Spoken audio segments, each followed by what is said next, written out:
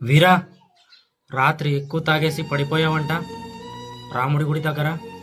అందరూ అంటుంటే చాలా బాధేసిందిరా. బాధేసిందా? నిన్న నా కొడుకు 10,000 అవసరం ఉందని అడిగినప్పుడు నువ్వు లేదన్నప్పుడు వేయలేదా బాధ? బాధేసిందంట బాధ. అదేంద్రా అలా మాట్లాడతావు? మొన్నే కదా నీ తమ్ముడు కొడుక్కి ఆపరేషన్కి 30,000 ఖర్చు అయింది. ఆన కొడుకు అయితే ఎంతైనా ఇస్తావు, ఎంతైనా ఖర్చు పెడతావు. ఎందుకంటే వాడే కదా నీ కొడుకు, ముద్దుల కొడుకు. నేను కాదు కదా. అసలే నీకే పుట్టానా లేదు ఇంకెవరికైనా పుట్టానా?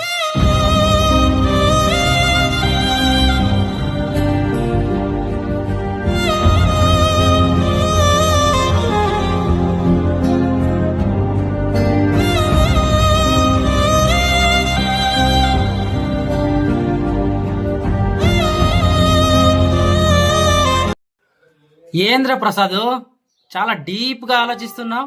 నా కొడుకు స్కూల్ ఫీజు గురించిరా. 50,000 ఎలా కట్టాలో అని. నీకేంరా, ఏం బాధ లేదు. నీకు మీ నాన్న ఉన్నాడు. వాడి గురించి ఇప్పుడు ఎందుకు మాట్లాడతావు లేరా?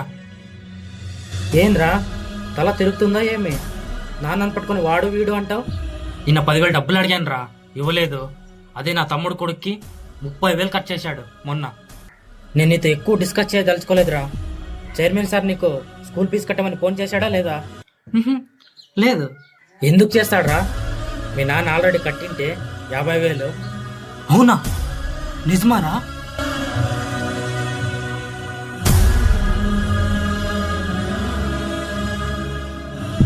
వీరా, నాన్న ఉన్నప్పుడు తన బాధ కానీ అతని విలువ కానీ మనకు తెలియదురా.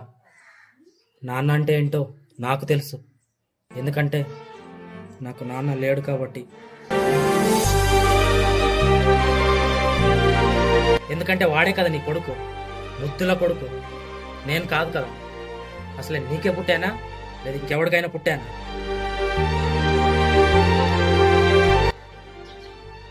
మార్నింగ్ చాలా బాధ పెట్టేశాను రా నాన్నని, నిజం తెలుసుకోకుండా.